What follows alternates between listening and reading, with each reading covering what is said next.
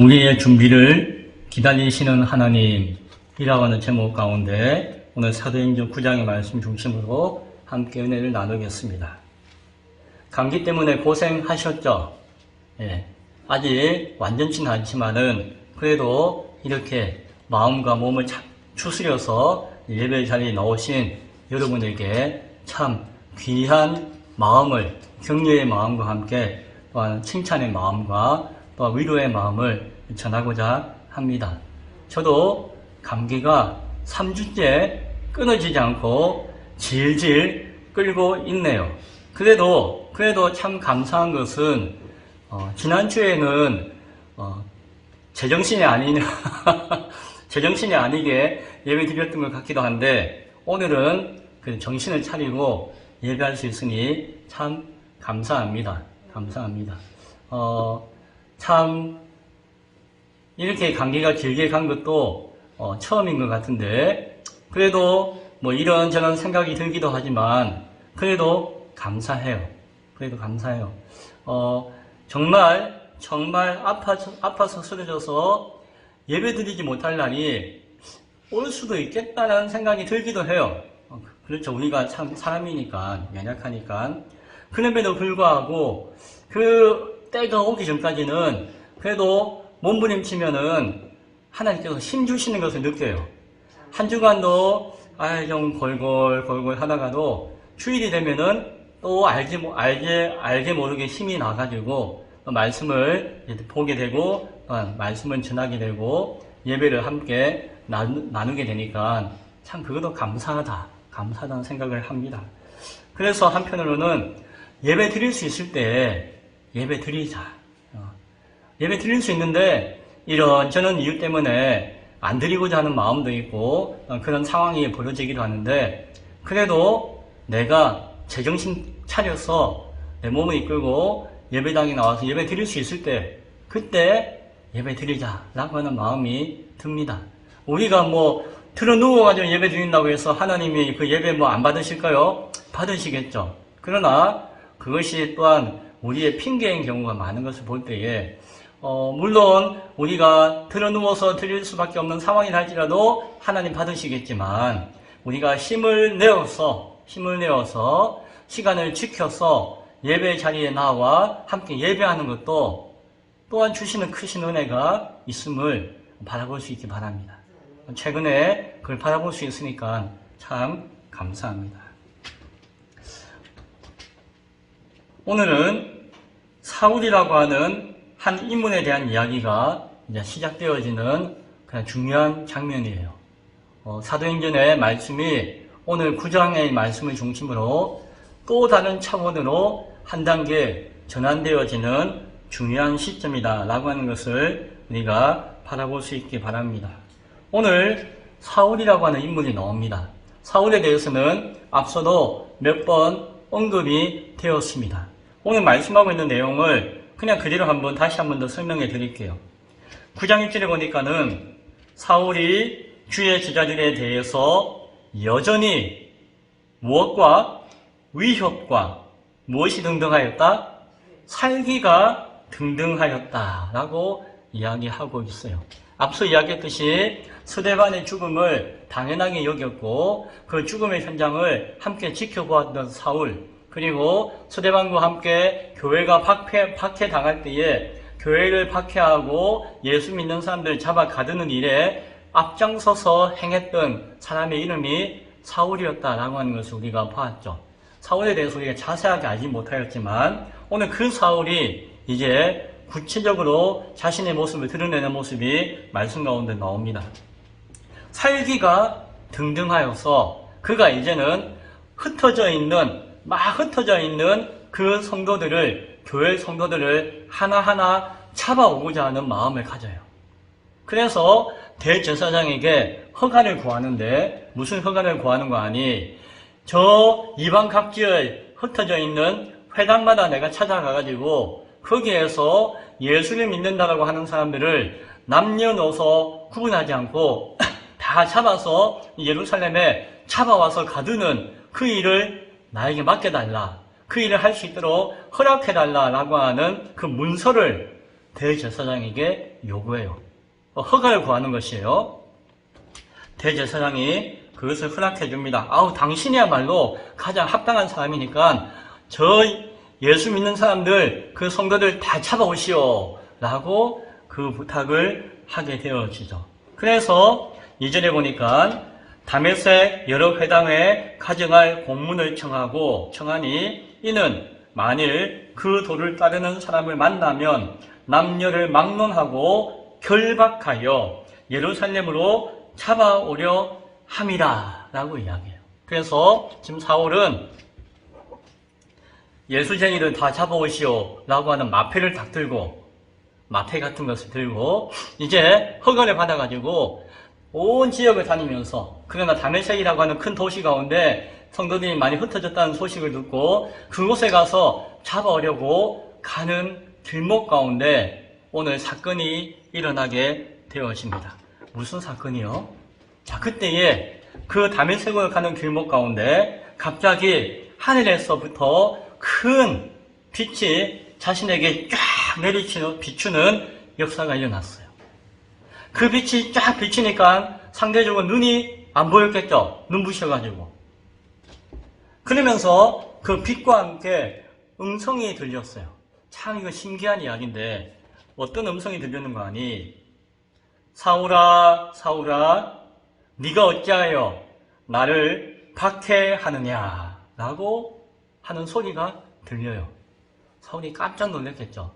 빛이 쫙 비춰가지고 눈을 못 뜨는 상황도 놀랐는데 소리가 들리는 것이에요. 하늘로부터 소리가 들리는 것이에요. 그 소리가 얼마나 장엄하고 웅장하고 신비했는지 우리가 못 들어서 모르지만 아마도 어마어마했을 것이에요. 그 권위에 이 사울이 꽉 눌려가지고 바닥에 납작 엎드려 있는 것을 보게 되어집니다. 그리고는 누군지는 몰라도 당신은 주님이시다 라고 하는 것을 고백할 수밖에 없었어요. 그래서 주여 누구십니까? 라고 물었어요. 그랬더니 그 소리가 이야기하기를 뭐라고 이야기한다고요? 나는 네가 박해하는 예수라.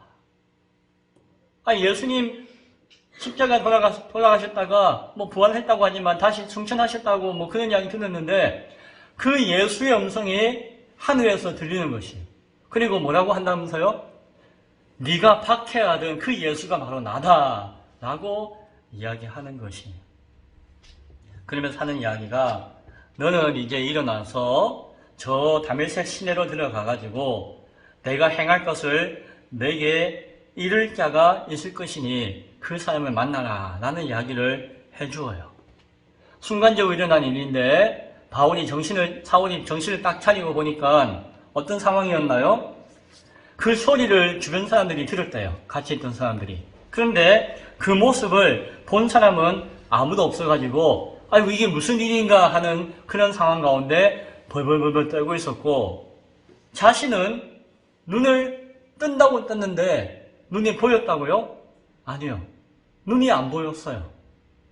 이게 눈이 흐리해가지고 눈은 떴는데 안 보이는 거예요. 깜깜하게 안 보이는 것이 아니라 희미하게 뭔가 보이는 것 같은데 안 보여요. 참 기가 막힌 노릇이었겠죠. 아무것도 보지 못하고 그냥 사람들 손에 끌려가지고 왜? 눈뜬 장님이나 마찬가지니까 그 다메섹 도시로 가고 있는 것을 보게 되어집니다. 그리고 어떻게 되었다고요? 사흘 동안 보지도 못할 뿐만이 아니라 먹지도 못하고 물 한 모금도 마시지 못했다라고 이야기해요.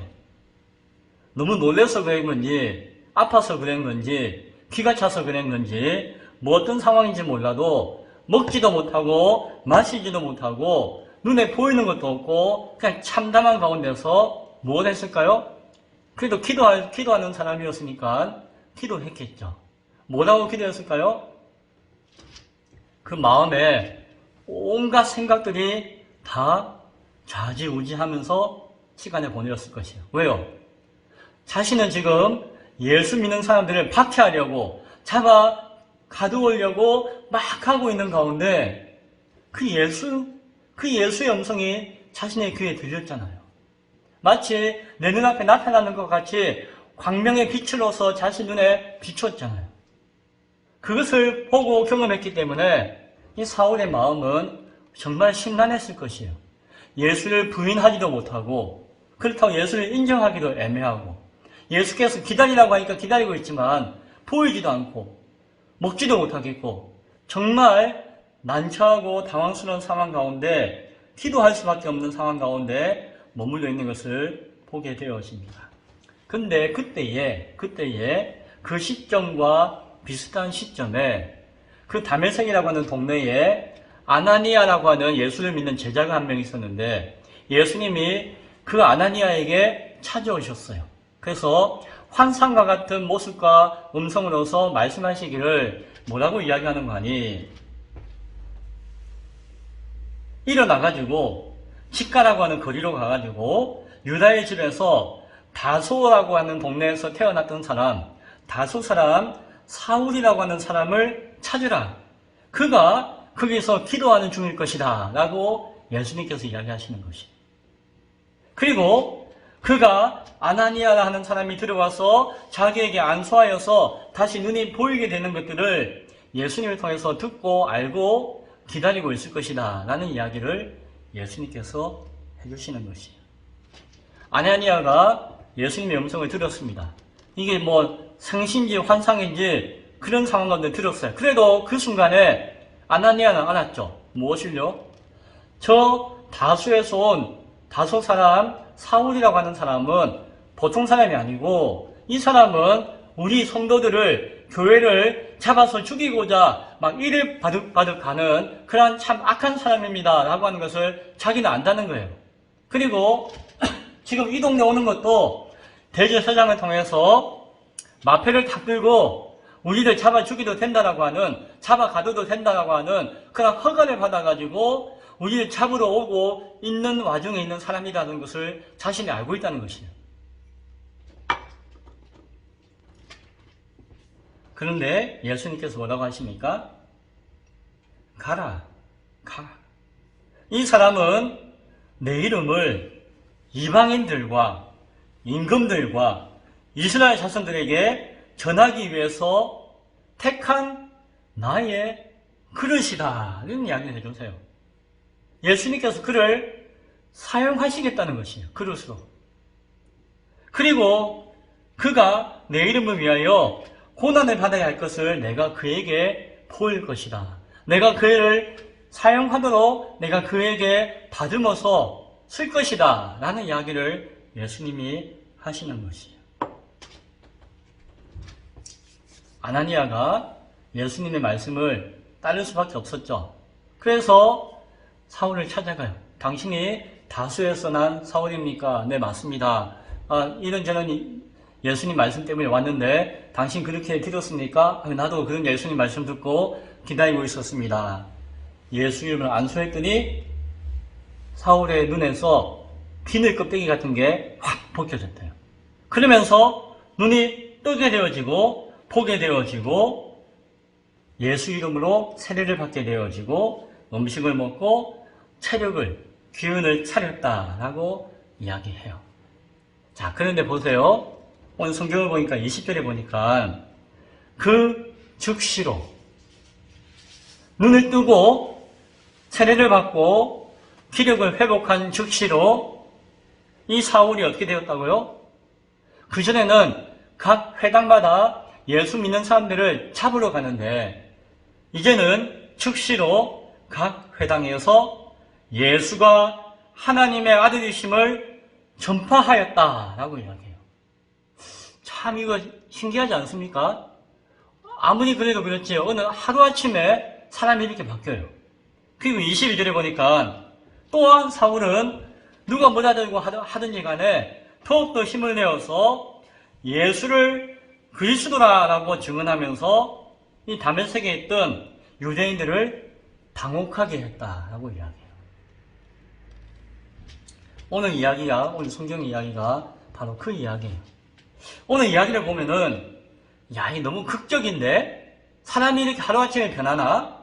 참 이거 중간이 없는 이야기네 라고 우리는 바라보고 생각할 수가 있어요. 그리고 많은 사람들이 사울이 예수님을 죽이려고 했던 사울이 어느 한순간 예수님을 딱 만나가지고 깨우쳐가지고 하루아침에 예수를 하나님의 아들이라고 고백하는 사람이 되었네. 야, 신기하네. 사람이 하루아침에 이렇게 변화되었네, 바뀌었네 라고 생각하기도 해요.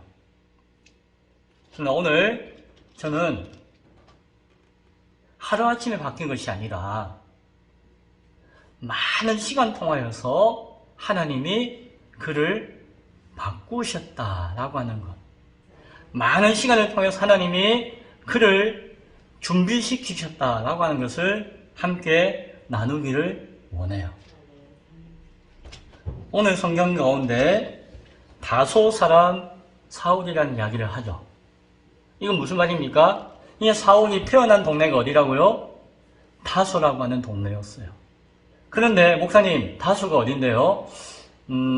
다소는 그 당시에 예루살렘 도시가 있었잖아요. 유대인 동네. 그리고 바깥에는 유대인이 아닌 이방인들이 살고 있었죠. 그런데 그 시대에는 헬라 문화, 헬라권이라고 해서 알렉산드리아 대왕이 그 지중해 연안의 모든 유럽과 북아시아와 북아프리카와 아시아 지역을 다 정복해가지고 하나의 나라처럼, 하나의 문화권처럼 통치하고 다스리는 때가 있었어요. 그래서 각 나라와 민족과 역사는 다 달랐는데 한 왕이 그 모든 나라들을 다 통일시켜버린 것이. 그리고 하나의 문화와 하나의 언어로서 그 모든 지역들을 다 바꾸는 시대가 있었어요. 그래서 그 시대를 뭐라고 이야기하는 거니? 헬라 시대다라고 이야기해요. 그러니까 헬라 언어를 사용하고 헬라 문화와 문명이 꽃피웠던 시대였어요. 각각 나라와 민족은 다 달랐지만 하나의 나라와 민족인 것처럼 통일되었던 시대가, 그리고 문화가 통일되었던 시대가 바로 그 당시 시대였어요. 그런데 그 시대가 지나고 난 다음에 그 통일되어진 나라를 또 다른 나라가 다 하나로서 묶어서 지배하기 시작했는데 그 나라가 어떤 나라고 하니? 로마라고 하는 나라예요. 로마. 그래서 이 로마가 거대한 제국이 되어서 이 헬라권이라고 하는 헬라 언어와 헬라 문명으로서 통일되어 있는 이 지중해 연안의 유럽과 아시아와 이 북아프리카 지역의 이 지역을 다 장악했어요. 그래서 하나로 통일되어 있는 상황 가운데 로마가 그 나라를, 그 모든 지역을 통치하고 다스리고 있었다는 것이죠. 그래서 예루살렘과 같은 지역은 식민지가 되어서 통치를 받기도 하고, 어떤 지역은 로마가 직접 다스리는 로마의 통치 지역이 되기도 했다는 것이에요. 그 가운데 이 다소라고 하는 지역은 이 아시아 지역의 중심되는 지역이었는데 그 당시는 로마가 직접 다스리고 있던 곳이었어요. 그래서 어떤 식민지도 아니고 로마가 직접 통치하고 다스리는 로마의 땅, 로마의 통치 지역 가운데 있는 가장 큰 도시 가운데 하나가 무엇이었다? 다소라고 하는 동네였어요. 그런데 사울이 어디서 태어났다고요? 이 다소에서 태어난 것이에요. 그럼 이 사울은 어떤 사람이었습니까? 유대인이었어요. 유대인인데 이 헬라 지역에서 태어나고 자라고 왔던 유대인들을 전에 뭐라고 불렀죠? 헬라파 유대인이라고 불렀잖아요. 그리고 이 예루살렘 중심의 팔레스타인 지역에 오랫동안 전통적으로 살고 있었던, 그래서 식민지 지배 당하고 있던 그 사람들을 히브리파 유대인이라고 우리가 불렀었죠. 따지고 보면은 이 사울은 헬라파 유대인에 속해 있던 사람이었어요.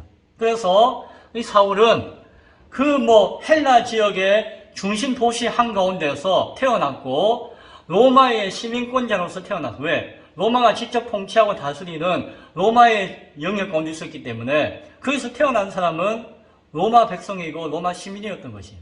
그래서 우리가 지금 비교하면은 미국 한복판 뉴욕에서 태어나가지고 뉴욕의 미국 시민권을 가지고 자라있던 한국 사람이다 라고 생각하면 될 것이에요. 그런데 이 민족 정체성은 한국 사람인데 미국에서 태어난 거예요. 미국에서 자란 것이에요. 그러니까는 미국 사람이라는 것이죠. 그래서 이 사울은 어려서부터 그 헬라의 언어, 헬라의 문화, 헬라의 모든 것들에 대해서 충분하게 몸에 젖어 있던 사람이에요. 왜? 헬라에서 태어났으니까. 헬라 그 도시의 한복판, 대도시, 거대한 도심의 그 문명의 중심 가운데서 태어났으니까. 그런데 이 사울은 거기서 태어나서 거기서 자랐지만 그 중심에는 어떤 마음이 있었는 거 아니? 철저한 유대인의 사상과 문화 가운데 있었어요. 바꿔 이야기하면은 미국에서 태어났지만 한국 아버지 어머니 밑에서 한국의 언어를 배우고 한국의 문화를 배우고 너는 한국 사람이야. 너는 우리 한국 민족의 사람이야 라고 하는 철저한 어떤 민족의식과 교육을 어려서부터 받아왔다는 것이에요. 왜냐하면 우리 집안은 미국에 살고 있지만 저 대한민국, 한민족의 아주 전통적인 그러한 집안이야. 뼈대 있는 집안이야. 뭐 이런 어떤 의식이 사울의 집안 가운데 있었다는 것이에요. 그러니까 사울은 저 헬라의 대도시 한가운데서 태어나가지고 뭐 영어도 하고 막 외국어도 하고 문화도 잘 알고 하지만은 어려서부터 모세오경과 하나님 말씀과 유대의 전통과 율법을 그 부모로부터 착실하게 배워왔던 사람이에요. 이해되시죠? 그리고 그 부모가 얼마나 철저한 유대인이었던 거 아니? 비록 우리는 지금 이 낯선 땅에서 살고 있지만 언젠가는 우리는 저 고향으로 돌아가야 돼 라고 하면서 그 미국에서 태어나가지고 미국에서 자라면은 미국에 있는 훌륭한 대학에 가면은 거기서 뭐 취직해서 잘 먹고 잘 살 수 있잖아요. 그러나 너는 여기 있는 대학 가면 안 되고 저기 우리 조상이 있는 우리 고향 땅에 있는 곳에 가서 배워야 돼 라고 하면서 이 사울이 이게 막 철들기 시작할 때 한 10살 무렵에 어디로 유학을 보내는 거 아니? 예루살렘으로 유학을 보내요. 오히려 다른 사람들은 신문명을 배우기 위해서 저 외국으로 간다고 할 때에 이는 외국에서 태어나는데 오히려 예루살렘 한복판 내에 가말리엘이라고 하는 전통적인 선생의 밑에서 유대교의 전통과 문화와 말씀을 배우도록 다시 유학을 보낸 것이에요. 고향 땅으로. 그래서 이 사울은 이 예루살렘에서 약 5년 내지 6년 동안 이 가말리엘의 문화생으로서 유대교를 기초부터 다시 차근차근 배워요. 어려서부터 배웠지만 다시 그 나라 그 민족 전통 있는 학교에 가가지고 제대로 배우기 시작한다는 것이. 무엇을? 하나님의 말씀과 전통과 율법을. 그리고 이제 한 5, 6년 열심히 배우고 난 다음에 다시 어디로 왔을까요? 자기가 태어난 동네 다소로 가요. 외국 땅으로. 거기에서 무엇을 했는가 하니 약 15년 동안 랍비가 되어요. 랍비가 뭔가 하니 유대교 전통과 말씀을 가르치는 선생, 랍비예요.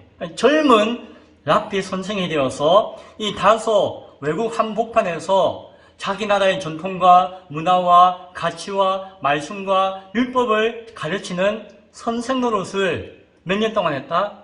15년 동안 하고 있었다는 것이죠. 이제 30대 초중반이 되었어요. 그리고는 이 사울이 다시금 자신의 고향인, 태어난 고향은 다소지만 자신의 민족의 고향이고 정신적인 고향인 예루살렘으로 와요. 그리고 여기에서 열심히 말씀을 가르치고 바리새인으로서 전통을 전하고 가르치고 수호하는 종교 지도자로서 생활하게 되는 것이에요. 그래서 30대 젊고 유망하고 촉망받는 그런 선생으로서 예루살렘에 거하고 있었던 것이에요. 산헤드린 공회의 공회원이 되었다라고 할 정도로 젊은 나이에 산헤드린 공회의 공회원이 되었으니까 그 지위가 얼마나 높았겠어요. 그런 상황 가운데 이 예수라고 하는 사람을 믿는 집단이 생겨가지고 우리 전통 유대교를 위협하고 그 외에 자기 유대교에 혼란을 주고 어지럽히니까 이 사울이 이 예수 믿는 사람들을 가만두면 안 되겠다.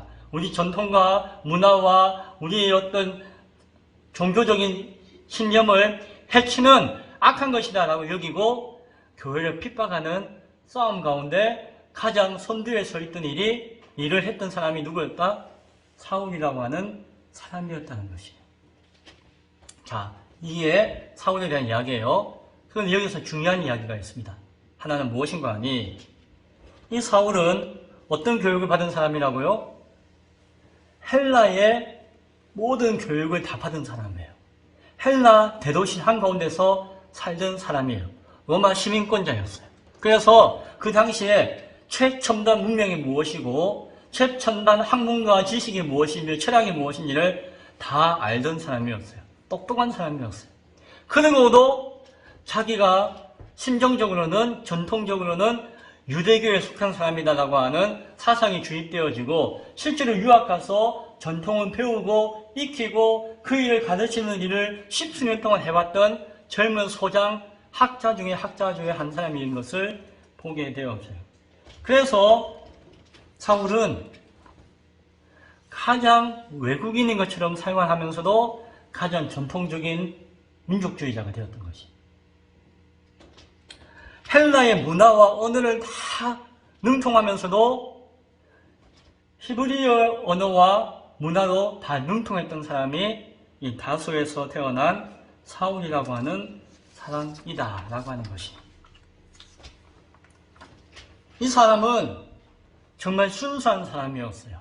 어찌 보면 다소에서 거기서 태어나서 자라고 교육을 받고 거기서 일하면은 안 그래도 부자인데 더 넉넉하게 떵떵거리며 살 수 있는 사람이었지만 그는 진리를 배우기 위해서 전통의 가치를 수호하기 위해서 모든 것을 내려놓고 예루살렘으로 왔던 사람이었어요.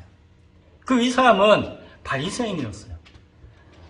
하나님의 말씀을 잘 알지만은 부활도 믿고 영혼의 역사도 믿고 그리고 신비로운 하나님의 역사에 대해서도 사모하는 마음을 가지고 있었어요.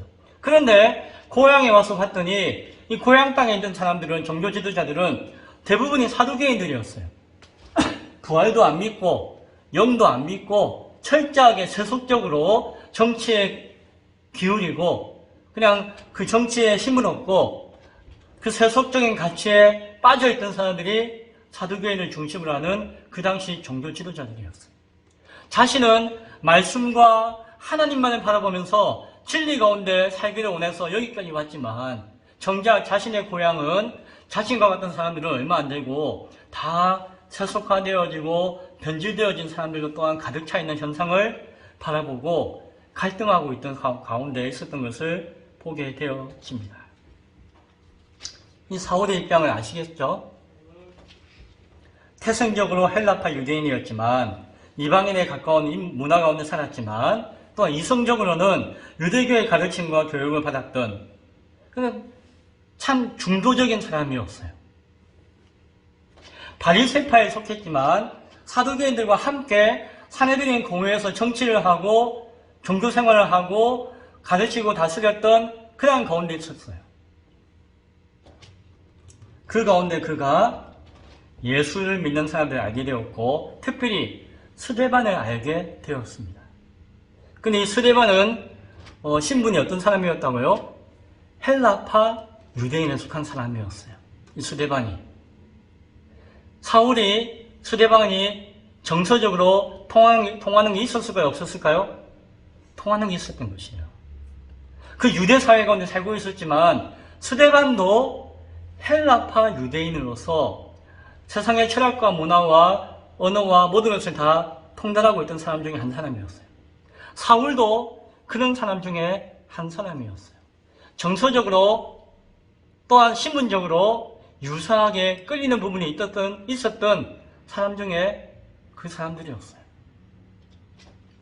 스데반이 종교 지도자들과 막 다투고 있었어요. 그런데 그 다투는 내용을 가만히 들어보면은 예수 그리스도를 전하고 있었지만 그러나 그 내용은 예수의 부활을 전하였고 하나님의 영이신 성령의 역사를 전하였고 예수께서 지금도 살아 역사하시면서 함께 하신다라고 하는 참으로 신비로운 이야기들을 전하여 주었어요.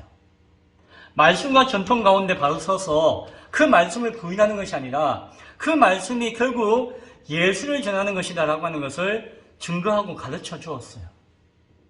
그것은 그 당시에 정치적, 종교적 지도자들이었던 사두개인들에게는 철저하게 반대되는 이야기였어요. 그러나 사울의 입장에서 보면은 인정이 되는 이야기들이 많았어요. 사울 입장에서는. 그가 우리의 유대의 전통과 문화를 훼손한다라고 하는 어떤 모함을 뒤집어 쓰고 있었고, 누명을 쓰고 있었고, 그렇게 정죄되어서 그렇게 재판받고 있는 상황 가운데 있었기 때문에 자신이 막 교회를 핍박하고 거절하고 하는 입장에 서 있지만, 유심히 들어보면은 스데반의 생각과 주장에 대해서 인정하고 긍정할 수밖에 없는 부분들이 많았다는 것이에요. 자신도 사두개인들이 마음에 안 들었거든요. 자신도 같은 사내들인 공회 가운데 있었지만 정치적인 노선이 달리하고 종교적인 신념이 달랐거든요.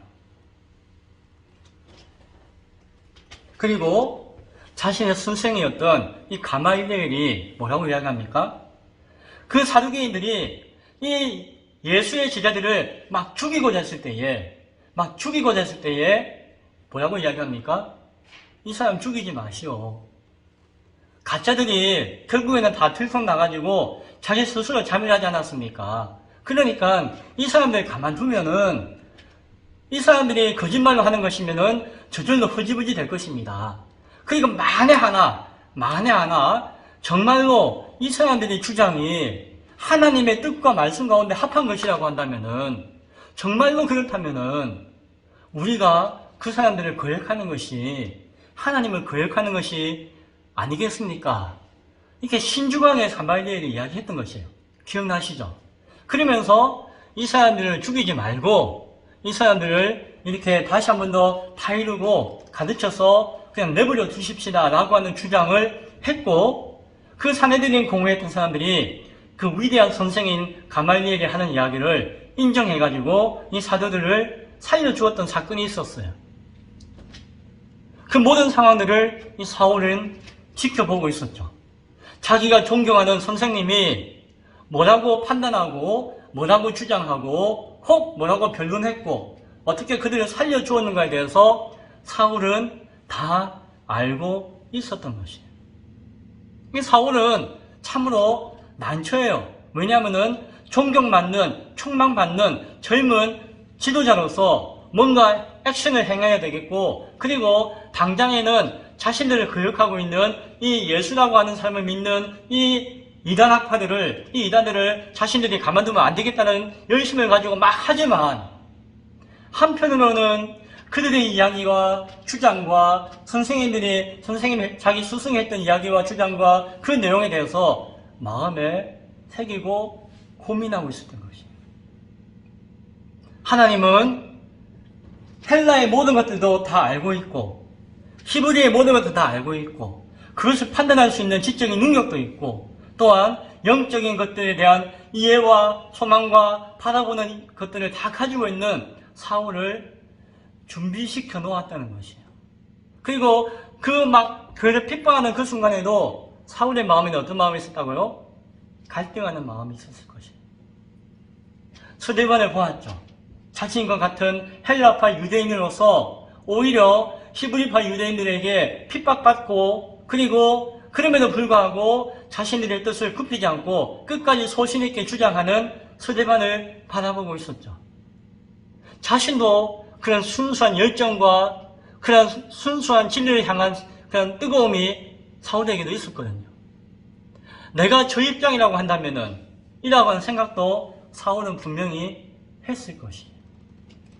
그 사두개인들과 모든 사람들은 영을 부인하고 부활도 부인하고 하나님의 역사와 신비로운 현상들도 다 부인했지만, 스데반은 그 모든 것들을 강하게 주장하면서 예수를 증거하고 있었던 것이에요.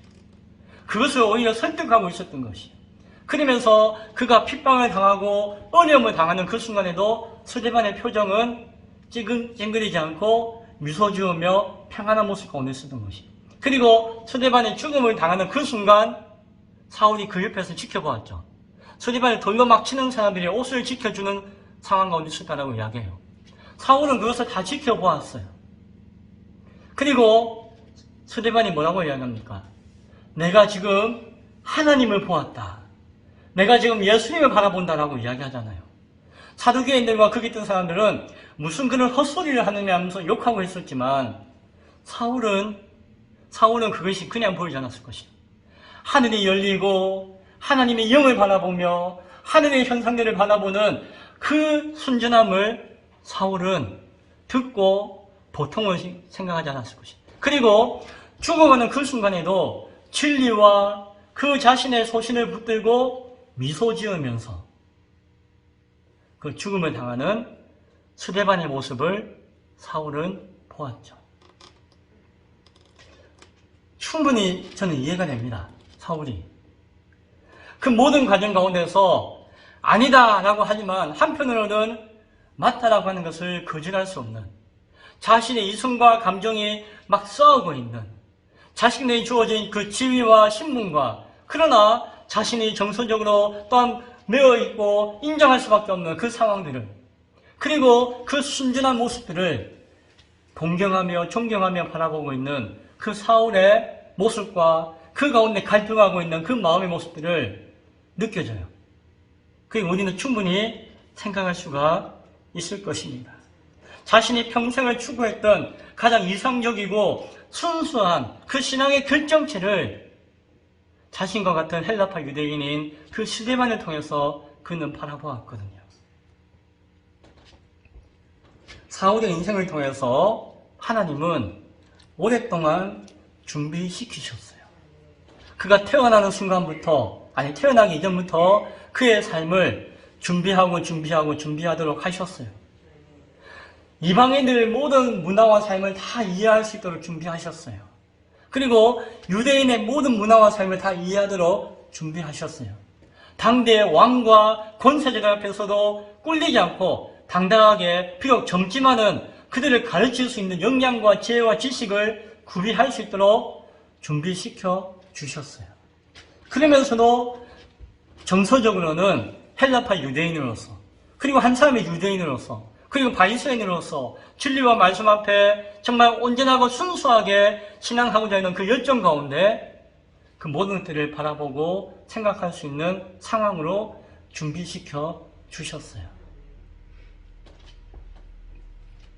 스데반의 죽음을 바로 옆에서 바라보게 하셨고 스데반의 그 설교를 바로 옆에서 듣게 하셨고 스데반이 당했던 그 모든 재판의 결과와 절차와 과정들을 다 바라보게 하셨어요.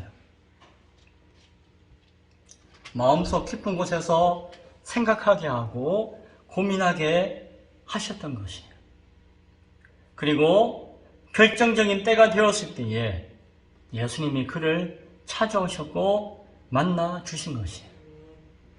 자신이 예수의 음성을 듣는 그 순간 그 심령 가운데 그가 살아봤던 세월과 그가 경험했던 모든 것들과 그가 배웠던 모든 지식들이 주마등과 같이 자신의 삶을, 자신의 머리를 스치고 지나갔을 것이에요. 그리고 마치 무덤에 갇힌 것과 같이 아무도 보이지 않고 먹지 못하고 마시지 못하고 기도할 수밖에 없는 그 순간 그가 무엇을 붙들고 무엇을 바라보며 어떻게 몸부림치며 기도했을 것인지를 우리는 충분히 이해할 수가 있을 것입니다. 그 모든 시간과 과정과 신령과 모든 순간 가운데 하나님은 사울과 함께해 주셨고 그를 변화시켜 주셨다는 것이에요. 하나님이 사람을 변화시킬 때는 정신 못 차리게 때려가지고 어느 한순간 깨꼬닥하게 하는 것이 아니라는 것이에요. 그의 일평생을 통해서 함께 하시고 준비시키셨다는 것이에요. 그가 오랜 시간 동안 고민하고 갈등하고 고심하고 생각하고 후회하고 다시 반성하고 하는 그 마음의 모든 과정들을 인격적인 변화의 순간들을 경험하도록 도우신다는 것이에요. 인격적인 감화와 변화의 과정을 지켜보시고 그 지켜보시는 가운데 하나님은 기다리셨다는 것이에요. 하나님이심에도 불구하고 한 인간의 변화를 인격적으로 다가와 인격적으로 대화하시고 인격적으로 감아주시고 그 인격에 변화되도록 기다려주셨다는 것이에요. 그 결과 사울이 바울이 되었습니다. 어느 한순간이 아니라 그 모든 과정을 통하여서 그가 깨닫게 되었고 알게 되었고 결단하게 되었고 변화되게 되었다는 것입니다. 그래서 예수가 하나님의 아들이신 것을 전할 수 있게 되었어요. 아무것도 모르고 전했을까요? 아니에요. 알았어요. 왜 예수가 하나님의 아들이신 것을 그 이전에 자기가 배웠던 그 모든 말씀들과 그 모든 증거들과 그 모든 현상들과 그 모든 경험들과 스데반의 죽으면서까지 전했던 그 스데반의 표정을 바라보면서 느꼈던 그 모든 것들이 그렇구나 라고 하는 깨달음을 얻게 하고 그것이 내가 이제 변화되어진 인생으로 살아야 할 내 인생의 가치구나 라고 하는 것을 결단하는 시간을 가졌던 것이에요. 한순간이 아니라 일평생을 통해서 주어졌고 깊은 고뇌의 시간을 통해서 사회 밤낮을 통해서 경험되었던 과정을 통해서 이루어진 결과인 것을 우리는 바라볼 수가 있어야 할 것입니다. 사람의 변화는 시간이 필요합니다. 예수님이 제자들을 만나고 그들을 부르실 때도 우리가 보았잖아요. 어느 날 한순간에 그들이 변화되어서 제자가 된 것이 아니었어요. 수년 동안에 요한의 가르침이 있었고 요한의 말씀이 있었고 예수님을 찾아가가지고 예수님과 하루 종일 대화하고 교제하고 인격적으로 감동받았던 시간들이 있었어요. 그리고 또한 집으로 돌아갔다가 다시금 만났다가 하는 그 과정들이 그들에게는 필요하였고 예수님은 그 시간들을 기다려 주셨어요. 그리고는 결국 그들이 제자로서 부름받아 사명을 감당할 수 있었다라고 하는 것입니다. 저희 아버님 이야기 전에 한번 해드린 일이 있었어요. 80세 중반에 예수님 믿고 서천하셨죠. 아들이 목사임에도 불구하고 평생 교회 안 나가셨어요. 세상에서 제일 똑똑한 분이셨고 세상에서 자신이 모든 것을 다 안다고 생각하는 분이었어요. 그러나 저는 알아요. 그렇게 고집 피우고 그렇게 교회를 욕하기도 하고 아들에 대해서 이해하지 못하는 것 같았어도 수많은 사람들이 아버님의 영혼을 위해서 기도했다는 것을 알아요. 어릴 때 친구부터 해가지고 목사로서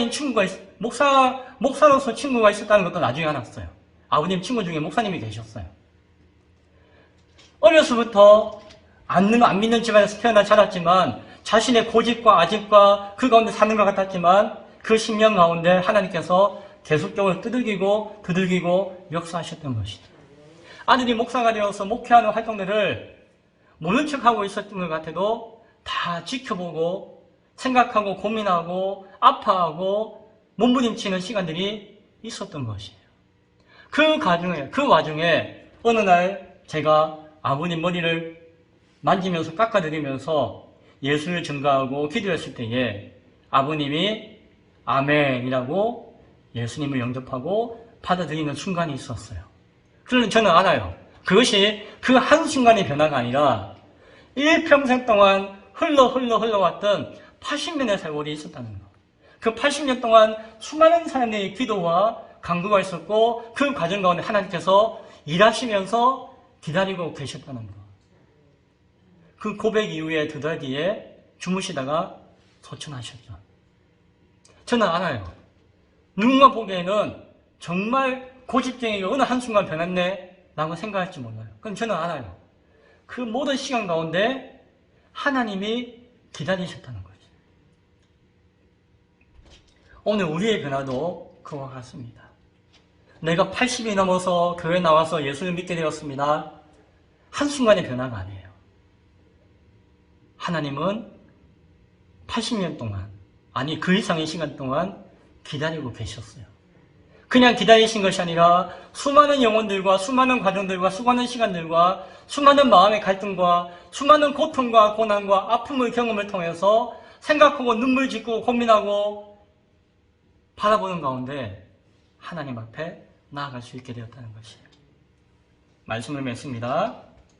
오늘 사울이라고 하는 사람의 한 사람의 변화의 과정을 잠깐 살펴보았습니다. 그러나 그것은 한순간의 변화가 아니었고 그의 평생을 통하여서 역사하셨던 하나님의 인내였고 기다리셨고 하나님의 일하신 결과였다는 사실을 바라볼 수 있기를 바랍니다. 로마서 5장 3절과 4절에서 다만 이뿐 아니라 우리가 환난 중에서도 즐거워하나니 이는 환난은 인내를, 인내는 연단을, 연단은 소망을 이루는 줄 알미로다. 하나님께서 인내하고 계신 것이에요. 하나님께서 우리를 향하신 소망을 품고 계신 것이에요. 그리고 하나님께서 때가 되어 그것을 이루시는 것인 줄로 믿을 수 있길 바랍니다. 하나님도 우리를 기다리셨어요. 하물며 우리가 우리 옆에 있는 연약한 자들을 못 기다려서 되겠습니까? 기다려줄 수 있어야 되겠죠. 오늘 사울의 변화되어 여전의 역사적인 모습을 바라보면서 나를 기다리셨던, 나의 변화를 묵묵히 기다려주셨던 하나님의 마음을 바라보며 다시 한 번 더 우리 주변에 있는 영혼들을 바라볼 수 있는 저와 여러분이 될 수 있기를, 그렇게까지 나를 사랑하셨던 하나님을 고백하고 찬양할 수 있는 우리 모두가 될 수 있기를 간절히 축원드립니다. 기도하겠습니다.